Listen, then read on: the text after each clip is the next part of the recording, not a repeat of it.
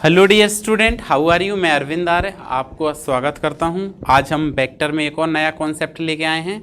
यहां हम सीखेंगे सदिशों का सब्ट्रैक्शन, व्यवकलन। ठीक है, सदिशों का क्या सीखेंगे? व्यवकलन सीखेंगे। व्यवकलन, तो हमने आज का टॉपिक लिखना है सदिशों का व्यवकलन। सदिशों का व्यवकलन, व्यवकलन। ठीक है, सब्ट्रैक्शन ऑफ वेक्टर, इंग्लिश में कहेंगे सदिशों को घटाना, सब्ट्रैक्शन ऑफ वेक्टर। ठीक है, क्या है? सब्ट्रैक्शन ऑफ वेक्टर, सदिशों का व्यवकलन। तो देखिए कुछ नहीं है, सिंपल है। सदिशों का व्यवकलन में हमको क्या पढ़ना है? क्या है, आपके दो सदिश दिए गए हैं। माना दो सदिश हैं, एक हो गया ये ए वेक्टर और दूसरा हो गया ये आपके पास बी वेक्टर। इन दोनों सदिशों के बीच में ये दो सदिश हैं।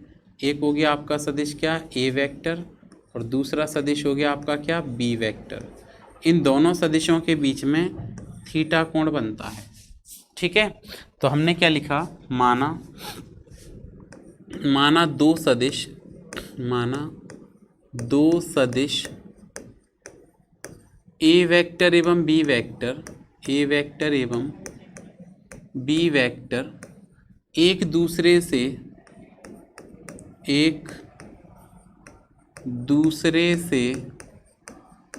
थीटा कोण बनाते हैं, एक दूसरे से थीटा कोण बनाते हैं।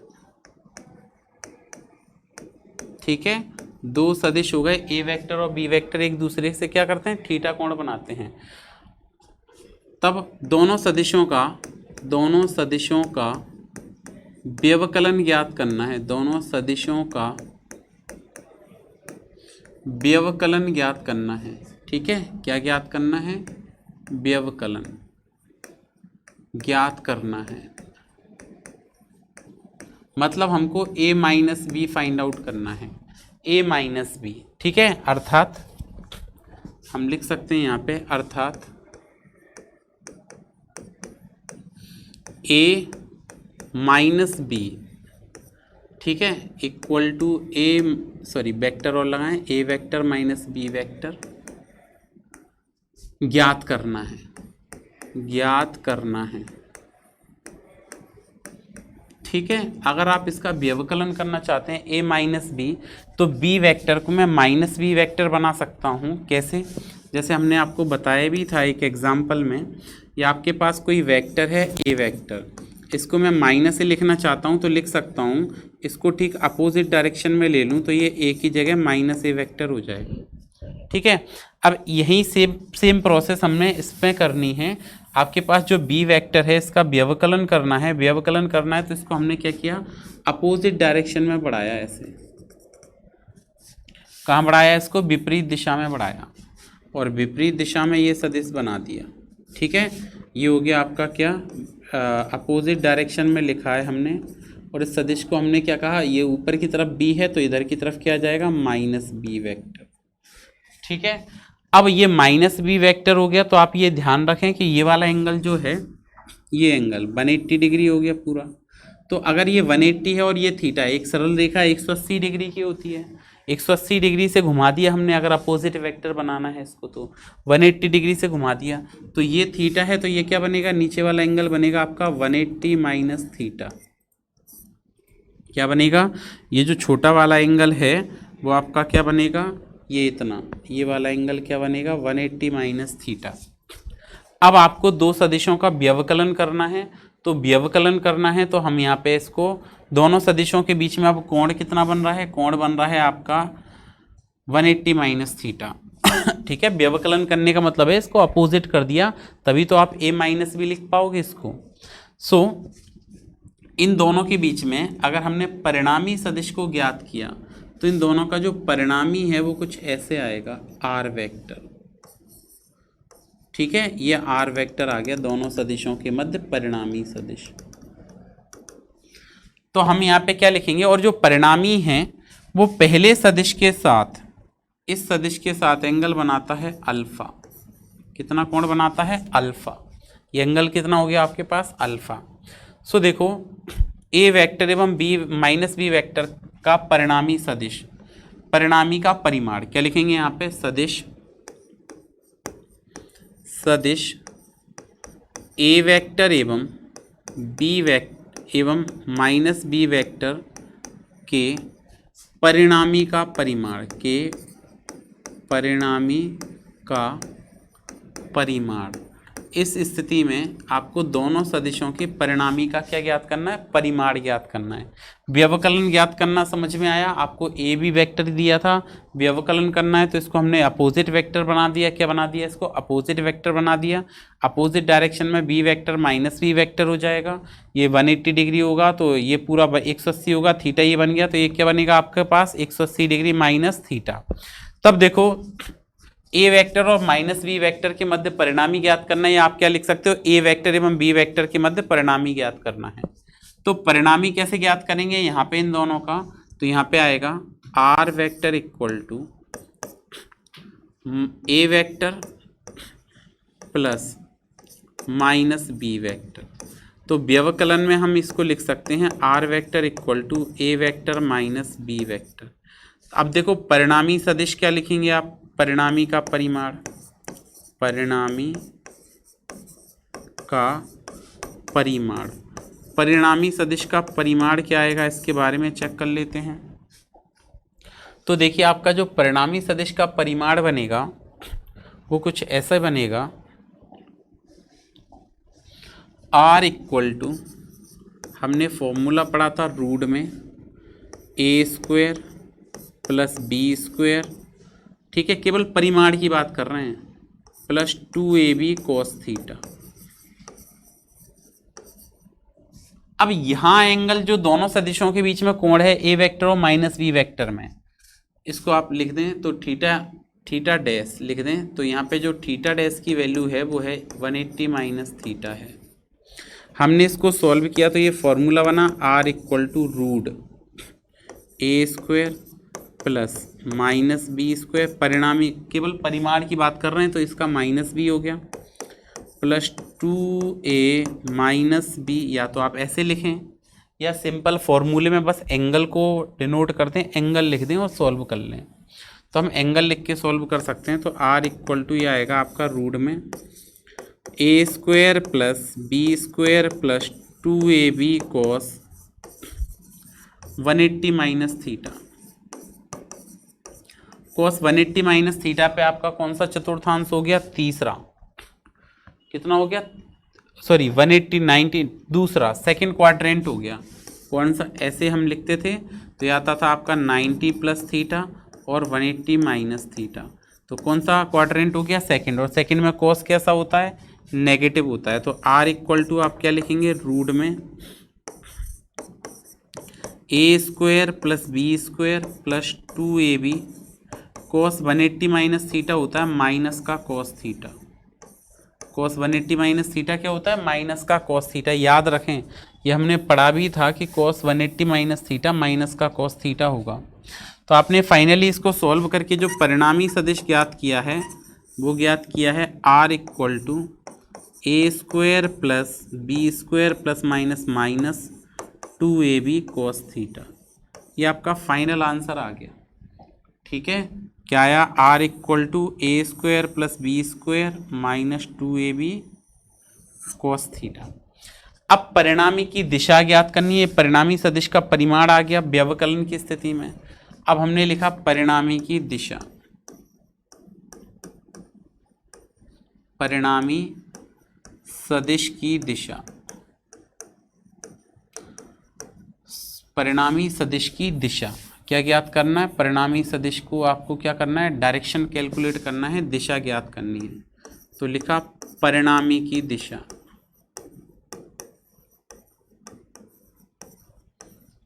जब हम यहाँ पे परिणामी सदिश की दिशा ज्ञात करेंगे तो देखिए दिशा क्या आएगी, एंगल कितना बन रहा है, अल्फा, तो हमने लिखा tan अल्फा इक्वल टू, क्या लिखा, tan alpha equal to.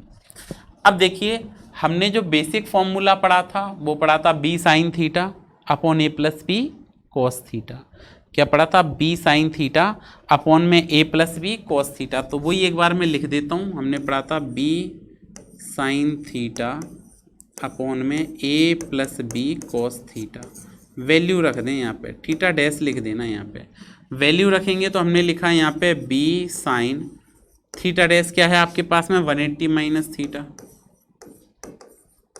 Upon में a plus b cos 180 minus theta. इसको हमने किया सॉल्व किया तो ये बन गया tan alpha is equal to B sine 180 minus theta. Second quadrant है, साइन ही रहेगा तो ये सेकेंड क्वाड्रेंट में साइन थीटा पॉजिटिव आ जाएगा। यहाँ पे आएगा ए और हमने पढ़ा है पहले ही कॉस 180 माइनस थीटा, यहाँ पे लिख लें कॉस 180 डिग्री माइनस थीटा जो है वो होता है आपका माइनस का कॉस थीटा। तो हमने इसको लिखा प्लस बी माइनस का कॉस थीटा। अब आप इसको आगे सिंप्लीफाई करें थोड़ा सा,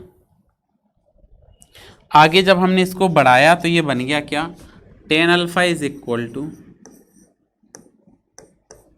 B sine theta divided by A plus minus minus तो ये बना A minus B cos theta.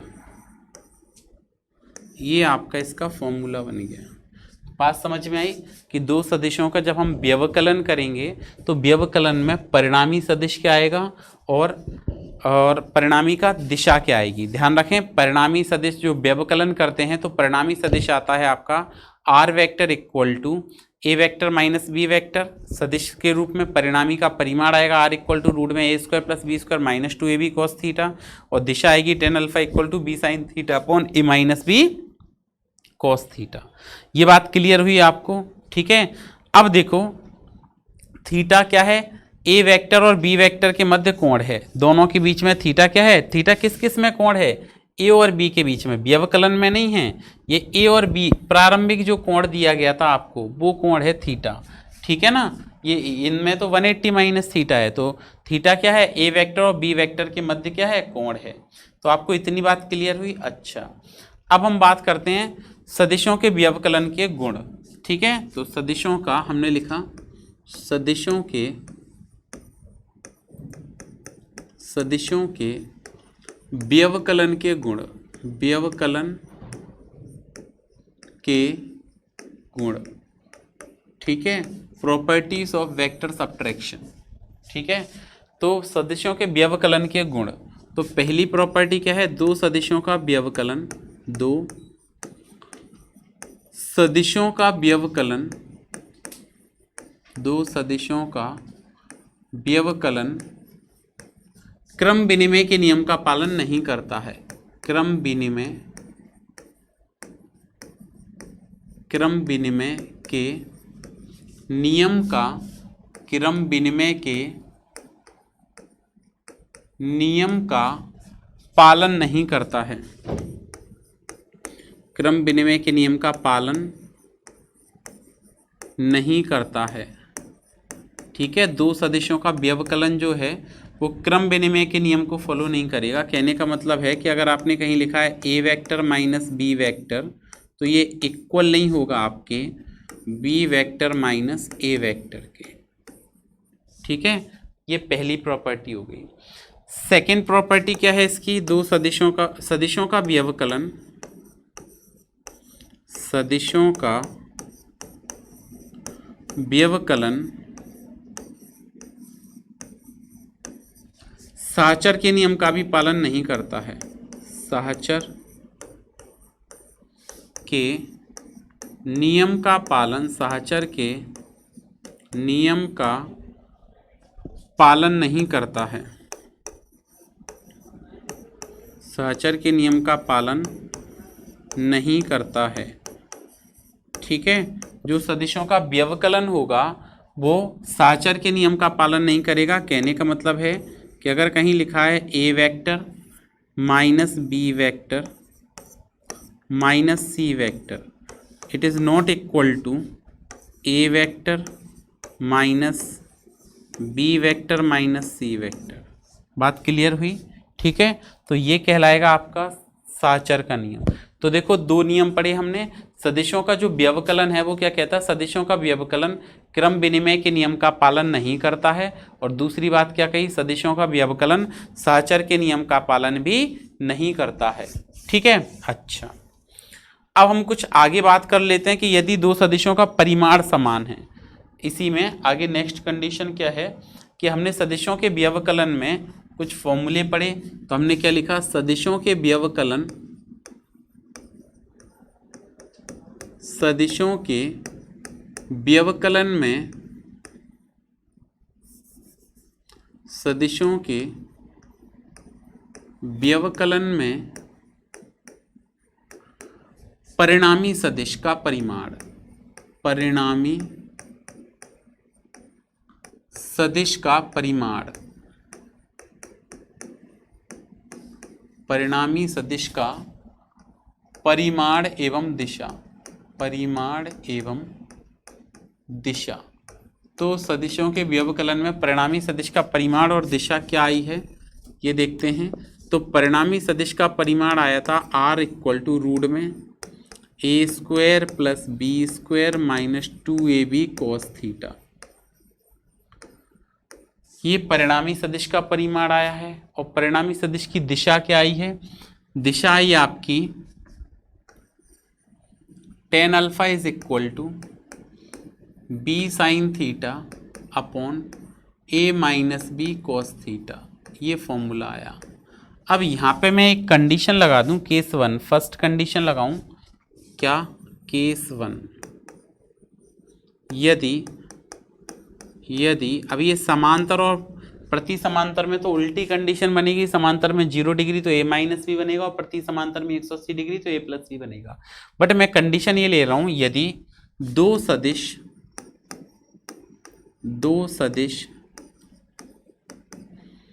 a vector एवं b वेक्टर एक दूसरे, यदि दो सदिश a वेक्टर एवं b वेक्टर दोनों का परिमाण समान है, दोनों का परिमाण समान है, दोनों का क्या है, परिमाण समान है, एवं इनके परिणामी का परिमाण, इनके परिणामी सदिश का परिमाण, परिणामी सदिश का परिमाण, परिणामी सदिश का परिमाण किसी सदिश के बराबर है, परिमाण किसी एक सदिश के बराबर है, एक सदिश के बराबर है,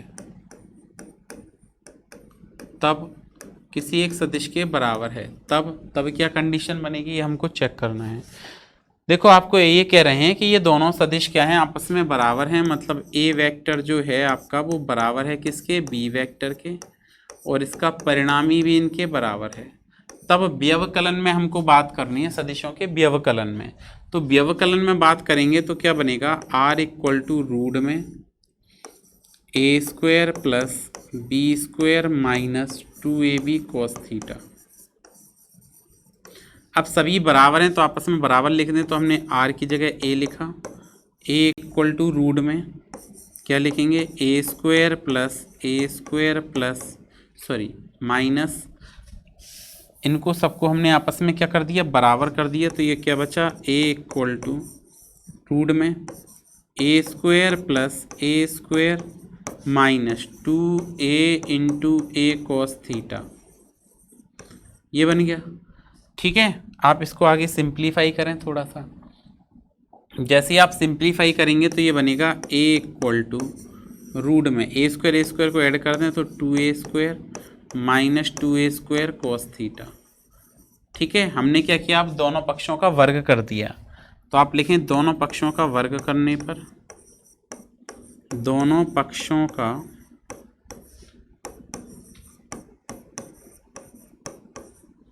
वर्ग करने पर, जब आपने यहाँ पे दोनों पक्षों का वर्ग कर दिया तो ये क्या बना, a स्क्वायर बराबर 2a square minus 2a² cos theta. ये फॉर्मूला आ गया, ये वर्ग करने पे आ गया। आप वैसे भी कर सकते थे, 2a² को कॉमन निकाल दो, डायरेक्ट सॉल्व कर दो, उसको भी बता दूंगा। तो हमने इसमें से 2a² को कॉमन लिया तो आपका बचा a² और 2a² को कॉमन लिया तो ये बचा 1 माइनस कॉस थीटा। ये बच गया 1 माइनस कॉस थीटा।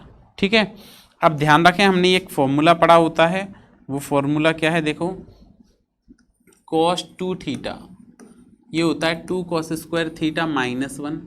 ठीक है, क्या होता है cos 2 थीटा का एक और फॉर्मूला होता है cos 2 थीटा, ये फॉर्मूला आप याद रखें।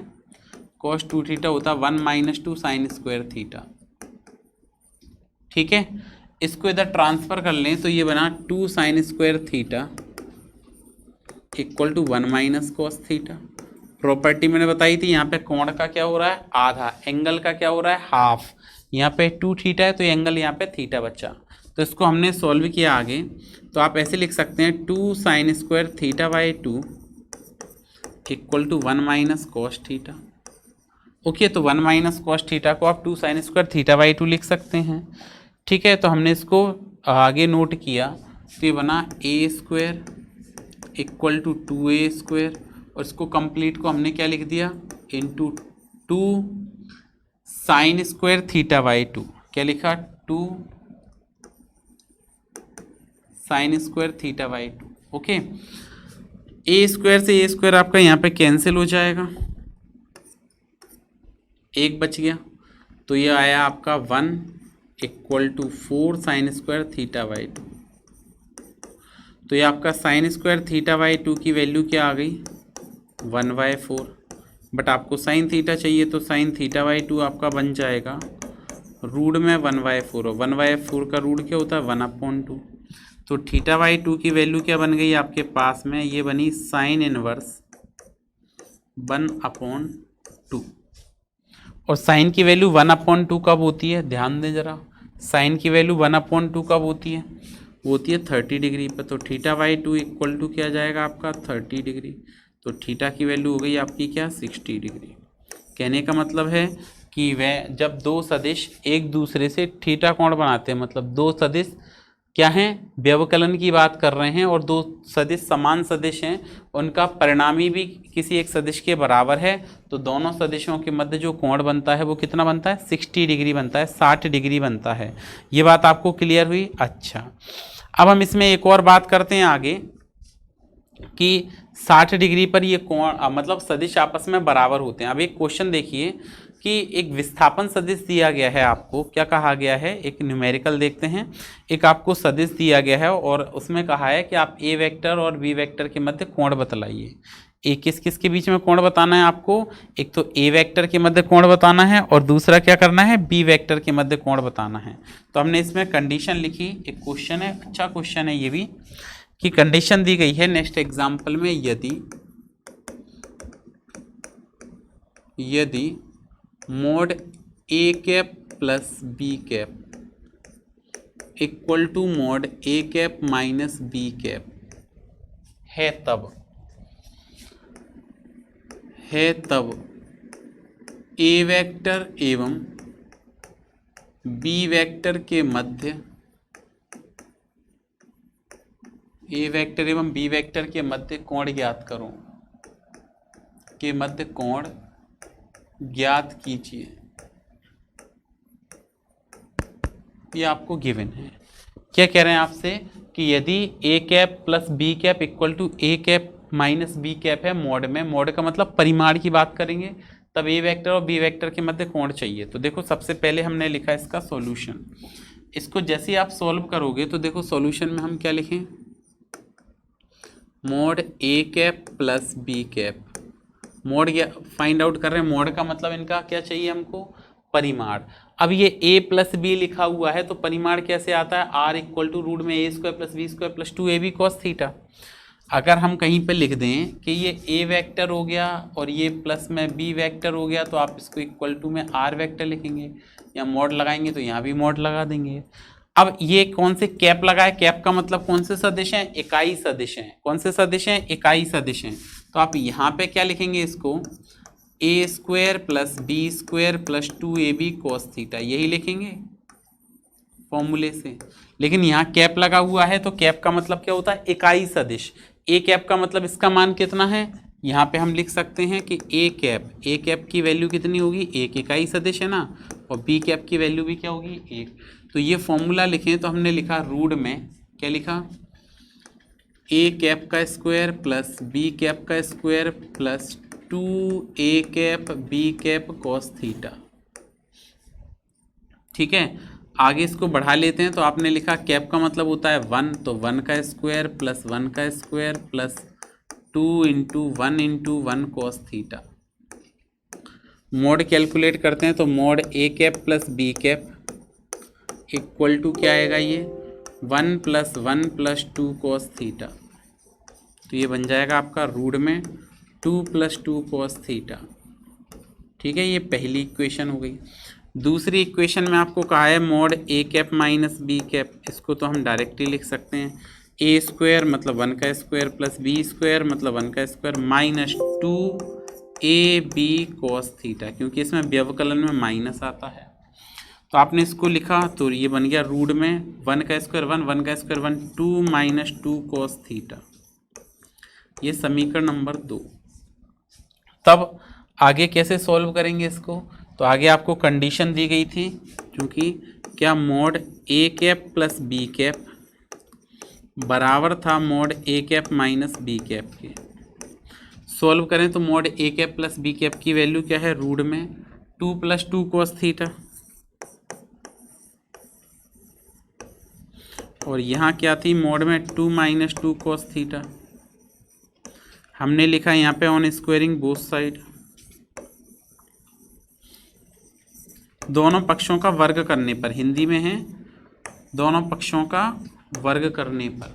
तो जब आप यहाँ पे दोनों पक्षों का वर्ग कर दोगे तो ये क्या बनेगा 2 plus 2 cos theta equal to 2 minus 2 cos theta. ये 2 से ये वाला 2 कैंसिल हो जाएगा। ठीक है, तो ये क्या बचा 2 cos theta equal to minus 2 cos theta. अब कैंसिल नहीं होगा तो इसको इधर ट्रांसफ़र करो तो 2 cos theta plus 2 cos theta equal to क्या बनेगा 0 बनेगा। जोड़ दो तो ये बना 4 cos थीटा बराबर 0। भाग लगा देंगे तो cos थीटा की वैल्यू 0 आ जाएगी, तो थीटा की वैल्यू क्या आ जाएगी cos इनवर्स 0। अब बताएं ज़रा cos की वैल्यू 0 कब होती है, 90 डिग्री पर। तो दोनों में एंगल जो है वो 90 डिग्री है या π/2 है। इतना आपको पढ़ के आना है।